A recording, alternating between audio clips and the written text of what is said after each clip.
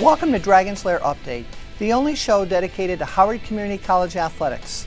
This month, Howard hosts the number 3 team in the nation. Maryland JUCO basketball gets underway, and women's basketball battles Prince George's. We'll start with men's basketball, the biggest non-conference game in years. Coach Smelkinson's Dragons take on Monroe, the school that knocked Howard out of last year's national tournament. Mark Zinno anchors our coverage. Thanks, Diane. I'm here with Howard's assistant coach, Ty Alexander. Dragons are coming off the best season in program history. Howard won the region, the district, and made it all the way to nationals. Dragons were eliminated in the Sweet 16 by Monroe, a loss that's sure to be fresh in the mind of Howard's 4 returners. Howard's undefeated on the season. Their defense is a big reason why. Coach Ty, tell us about the Dragons' defense. Well, our defense is mainly man-to-man, pressure defense, denying the basketball, and never allow your man to go middle. Monroe is an NJCAA Division II program that competes in District 2. The Tribunes are defending District 2 champs. They entered the game ranked 3rd in the national poll. The Tribunes are averaging 81 points a game and have the mental edge after beating Howard at nationals last year. Coach Ty, what's the game plan this time? Well, the game plan is to stop number 3, Tayshawn Desir. Tayshawn Desir last year scored 18 points, which led them to the win over us. He's a very good ball handler, and he loves getting inside the paint, so we're going to put sophomore guard Julian Davis on him. We hope he can contain Desir. It's time for the rematch. Howard looks to avenge last year's Sweet 16 loss to Monroe. Let's go to the Dragons' lair. Amari Ringgold brings it up for Howard. Goes to Tiger Warford. He thinks twice about the shot. Back to Ringgold. Ringgold beats his man left. Baseline drive. Ringgold stuffs it in. Terrific effort from the freshman out of Centennial High School. Damon Murad wants the ball in the low post. He gets it turned away by Connor Gaskins. Man, that was a tremendous block. 9:40 left in the half. Howard has held Monroe to just 4 points. Roger Harris misses. Rebound, Jasmine Harris. Jasmine Harris goes north to south like from Baltimore to North Carolina. 1 minute left till halftime, a 5-point lead for the Dragons. DeQuell Bryan passes to Isaiah Davis. Now back to Bryan. The freshman out of Brooklyn, New York, calls for a screen. Tremendous job by Julian Davis containing Bryan and keeping him out of the paint. Second half, the number 3 Monroe Tribunes down by 5 here in the Dragons' lair. Anthony Hemingway pounds it inside to Elijah Tillman. Good help side defense by Julian Davis, which causes a difficult shot. Tayshawn Desir up against Julian Davis. Coyote Ajenafuja cuts him off. Desir passes back to Hemingway. Late closeout by Omari, which leads to 2 points. Warford looking for Jeff James. Hemingway with the interception. Here comes Monroe in transition. Hemingway keeps it, absorbs the contact, and gets to the line. Heads up play from the forward out of Brooklyn. Howard's lead down to 1. Dragons looking to get some momentum. Jeff James threads it through to Connor Gaskins and 1. Gaskins takes a blow to the neck. Jackson gets a technical foul for spiking the ball. Brilliant bounce pass by Jeff James, game changer by the Dragons. 11 minutes remaining. We're tied at 41. Brian Green to Jeff James. James into the lane, takes on 3 defenders. He will not be denied. Mark, that was just Jeff James making a play. Monroe just turned it over. Davis ahead to Ajenafuja. Here you see the spread offense from the Dragons, which results in a nice play by Coyote. Howard responds to Monroe's second half run, 47-42 Dragons. Terrific skip pass by Connor Gaskins. Harris moves it to Ringgold in the corner. Amari Ringgold buries it for 3. Dragons on a 9-1 run, and right now it's all Howard. After the Monroe timeout, the Tribunes go to Devon Jackson. Austin doesn't allow his man to go middle. Outstanding defense by the Dragons. Connor Gaskins secures the rebound. Howard comes up with a timely stop. Monroe outscored Howard 8-4 to make it a 2-possession game. Tayshawn Desir gets to the rim. It's a 4-point game. On the other end of the floor, Julian Davis to Jeff James. He goes to work low in the post. A big-time play from Jeff James. 2:30 remaining, 7-point lead for Howard. Amari Ringgold takes it inside. It's no good. Ajenafuja with an offensive rebound, blocked by Davis. Loose ball. Ringgold gets it back and delivers a backbreaker. Dragons are playing hard. HCC scores 4 unanswered, and time is running out for Monroe. 46 seconds left. Tiger Warford with the rebound. Monroe trapping. Warford to Ajenafuja. Ahead to Davis. Good outlet pass from Julian Davis to Brian Green. This one's over. The Dragons take down the nation's number 3 team, 65-59 your final. Let's send it down to Matt Stovall. Jazz, what's one word that can describe this win? Payback. Payback. Because we lost to them in Nationals. To get them back at our place, that was just payback. The win here, payback. That's all I can say is payback. Jeff, what did you learn about your teammates from this game? Nobody's a quitter. When stuff went sour, we were still together. We clapped it up and like, come on, let's get it. We still here. We're a family. Jazz, do you feel this team is hungry right now? Yes, I definitely feel like everybody on this team is hungry. Like, I went to Nationals last year, but I went up there and wasn't successful. I mean, this year, everybody want to go. We don't want to lose any games, so we just coming out and play hard for 40 minutes. So we hungry. What does this win do for your team's confidence? This built our confidence pretty high because we just beat the number 3 team in the country. So that just let everyone in the nation know that we can play with anybody. We told them we'll be back when we went up to the Nationals, so that's what we on the journey to. Jeff, how bad do you want to get to Nationals? I mean, I ain't never been. I know how the feeling was last year. I want to get there as bad as ever for the team and everything, for the Howard community, everybody. I want everybody to know that people in Howard County can play basketball. That was a tough team win, gentlemen.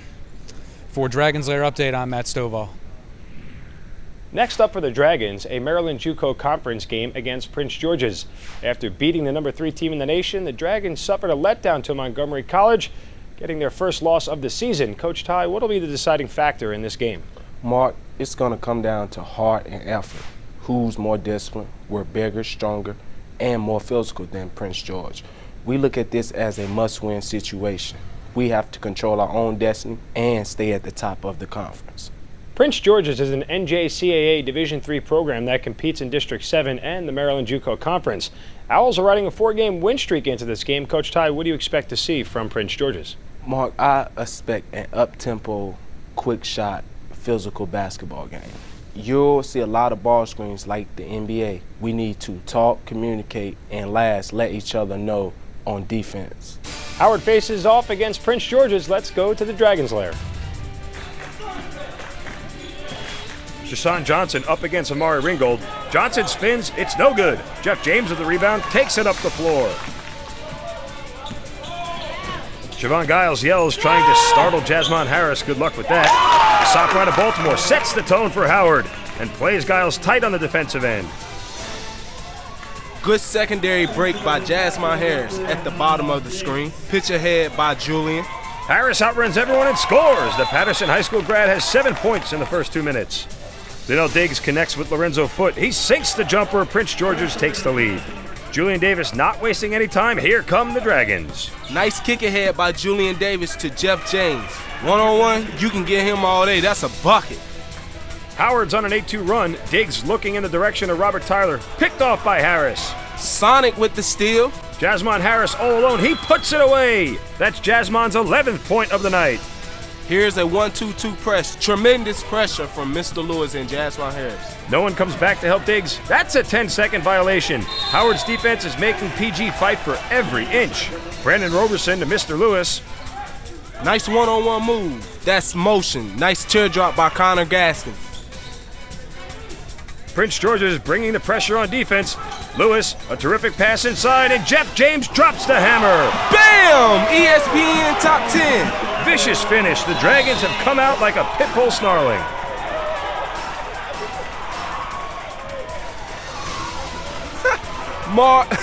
Mark, he hurt that kid.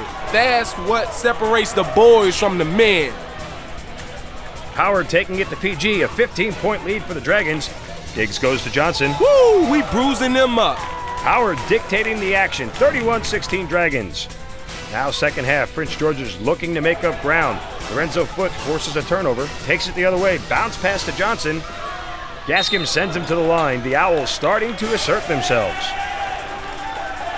Next PG possession, Gabriel McCray to Nueo Adjei. He goes to the middle, drops it off to Foote. Lorenzo Foote banks it home. The Howard lead now down to 11.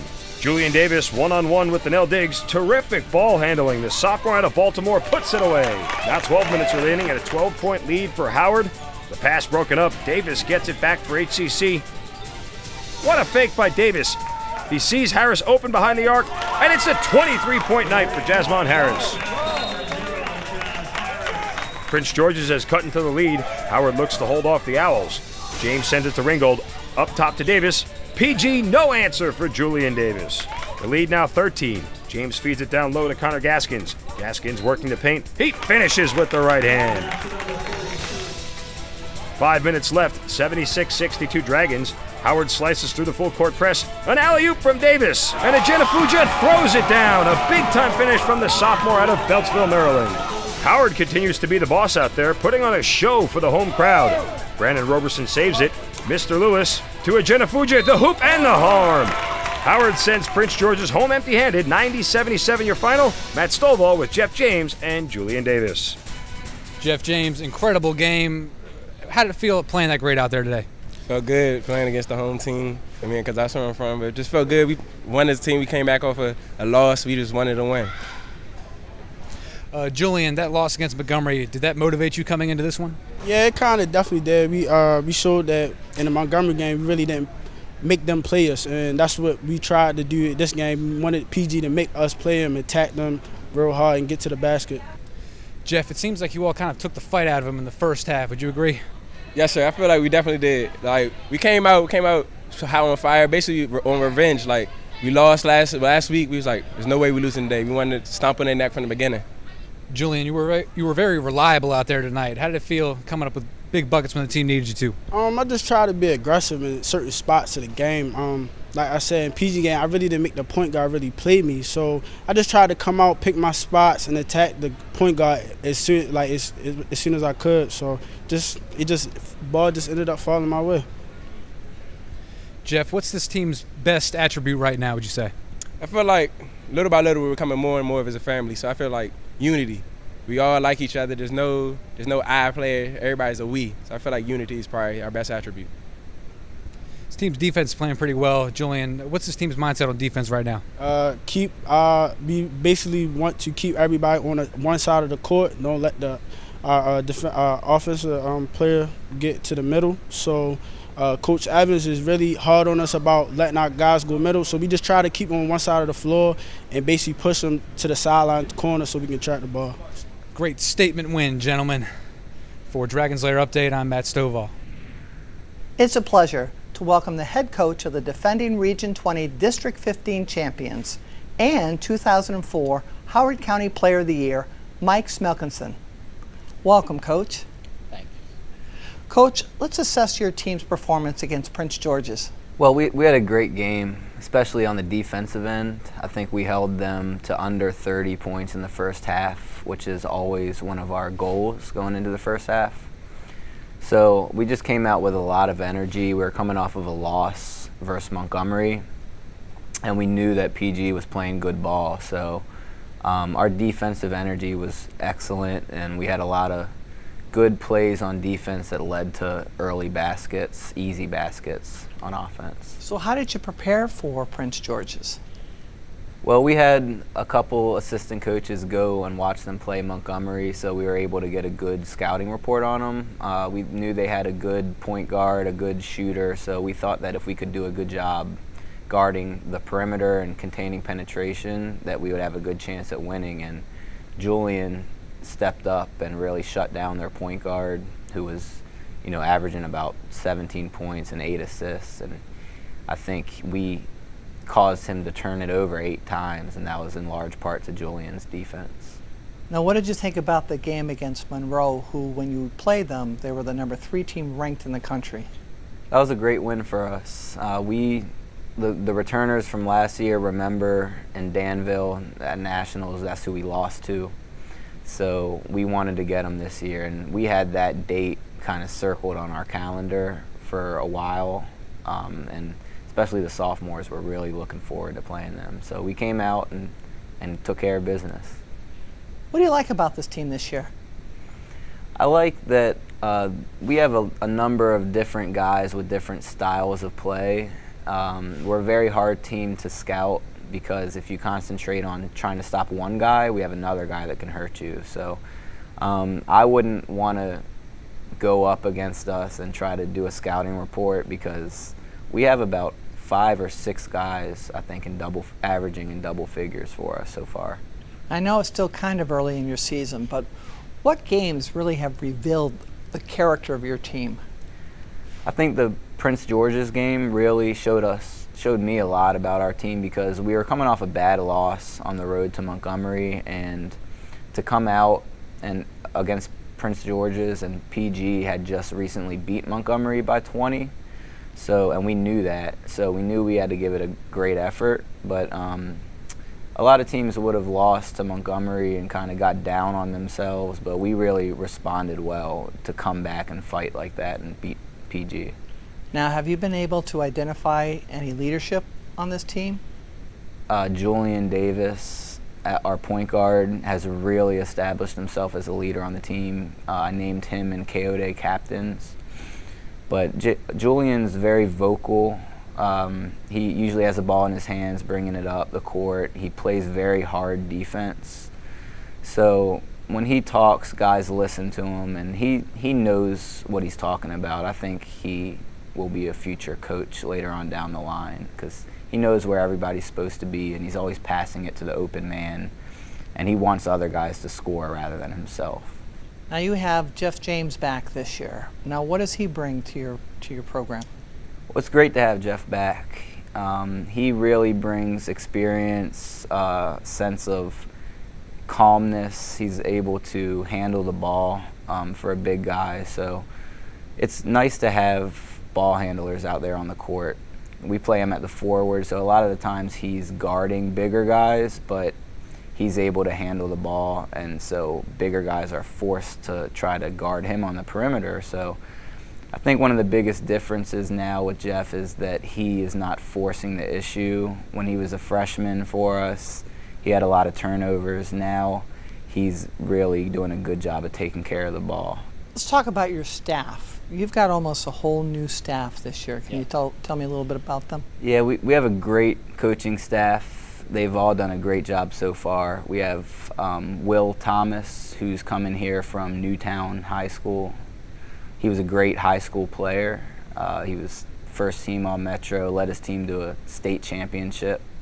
So brings great experience. He works with the big guys a lot, which is good for me because I don't like to do that. I work with the guards. Can't imagine why, Coach. And then we have Dave Evans, who's also new to the staff. He's been terrific.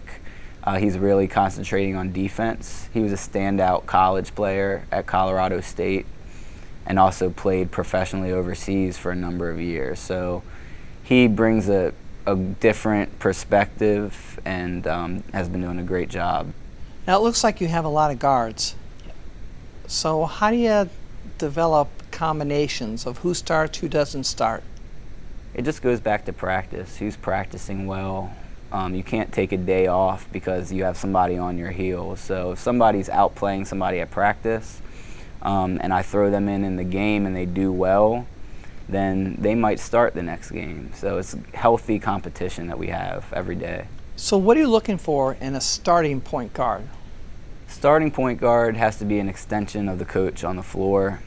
So he has to be vocal. He has to know what's going on, take care of the ball, play great defense, and lead our team.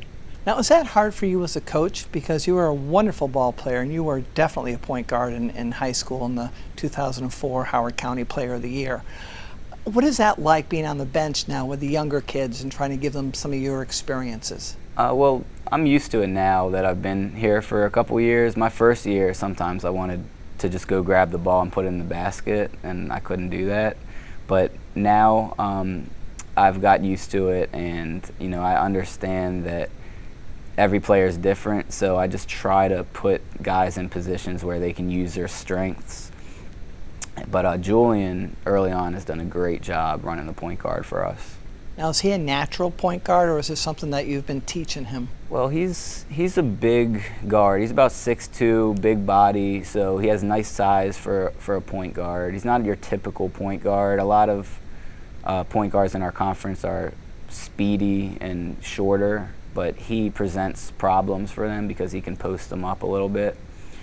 But yeah, he's naturally, he went to Calvert Hall So he played at a high level in high school, and he ran the point guard for them for 2 years. So yeah, he knows what he's doing. He's pretty natural out there. Are your players unselfish this year? I mean, have you come into any situations where if you were a starter last year and now you've got some guys coming off the bench, are there any rumblings on that? I think we're too unselfish at times. We have a lot of good passers. I'd like to see some of our guys look to score more, actually, so that's not a problem at all with this team. We have, good teammates, good guys who share the ball and do a great job of it. I think that's one of the reasons why we're hard to guard, because, of the passing ability of some of our guys. What do you want people to know about men's basketball at Howard Community College? I just want them to know that we have a great group of guys, good people on our team. They have really worked so hard. I can't even explain how hard they've worked in the classroom. And we have a number of guys who are going to get 3.0s for this fall semester, which we're very proud of. How have the learning communities contributed to the academic success of your men's basketball program? Oh, well, it's terrific here. I mean, I think one of the main reasons why kids choose to come here and play basketball is because of the type of resources that our school has with the Learning Assistance Center. Steve Freeman has done a tremendous job with our guys, serving as our academic advisor. And I go in to meet with Steve in his office, and there's 7 guys hanging out, eating candy, talking to Steve, and he has to clear them out of there. So they touch base with him every day. We wouldn't be where we are without Steve, so he's done a great job. But the guys really are focused on getting a good GPA, playing good ball, and then moving on from here to find a school, a 4-year school after this. Coach, good luck the rest of your season. Thank you. It's time for women's basketball.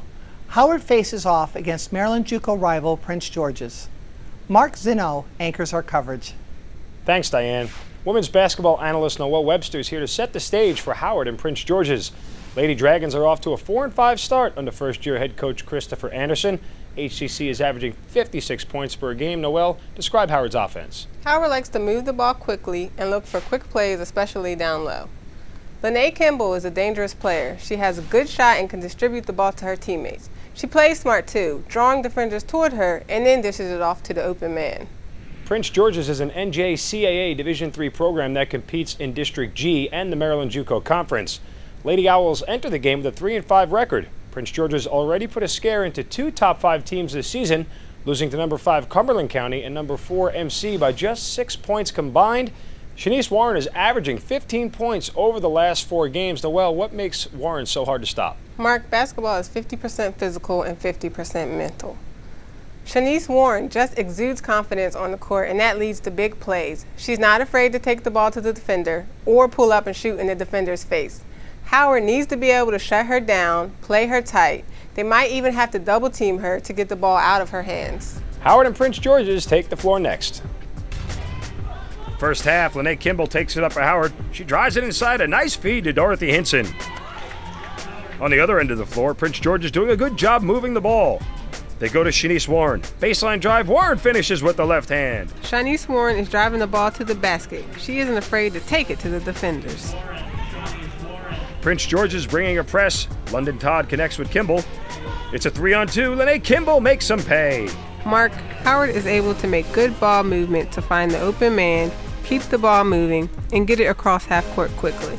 Tanisha Cardwell over to Tashiana Hill. Tight defense from Kimball. Hill steps back and lofts it up. Kimberly McGeese hauls in the rebound. Todd pushes it ahead to Gina Booker. London Todd runs the floor, calls for the ball, and banks it home. She got the rebound, looked up to see if anyone was down court, got to the open man. You're not always able to make the quick play, but here they got the opportunity. That's what you're supposed to do. 11 minutes remaining in the half. Kimball goes to Todd. Emily Faulkner open on the wing. Shanice Warren breaks up the pass and chases it down. Warren on the run out, and she converts the transition bucket. She's confident in making the play. That comes across here. Basketball is a mental game. You're going to have a good game when you're confident in your abilities. Prince George's on a 9-1 run. The Lady Owls work it around to Warren, and she knocks down the tray. Shanice Warren is killing them, making plays happen, looking for opportunities. Crystal Lorenz to Cardwell. She penetrates, and she frees up Portia Smith down low. That makes it a 16-3 run for Prince George's. Howard needs a play. Lene Kimball feeds it to Gina Booker, and she nails it for 3.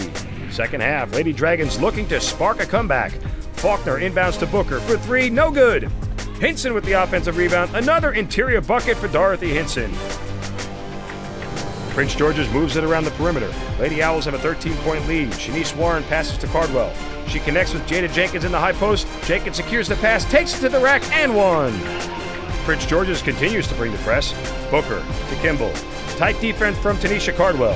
If you're moving the ball around on the press, don't wait for the ball to come to you. Go to it, or else they're going to steal the ball and make a play. And that's exactly what happened. Small mistakes like that cost Howard this game. They played in spurts, then lost momentum. They need to be consistent to win games. Prince George's finished strong, 74-49 your final. Let's send it down to Noelle Webster. So Lene, the team had a rough start in the beginning, and then you had the 2 buckets that helped the team get a spurt going on. What was your mindset?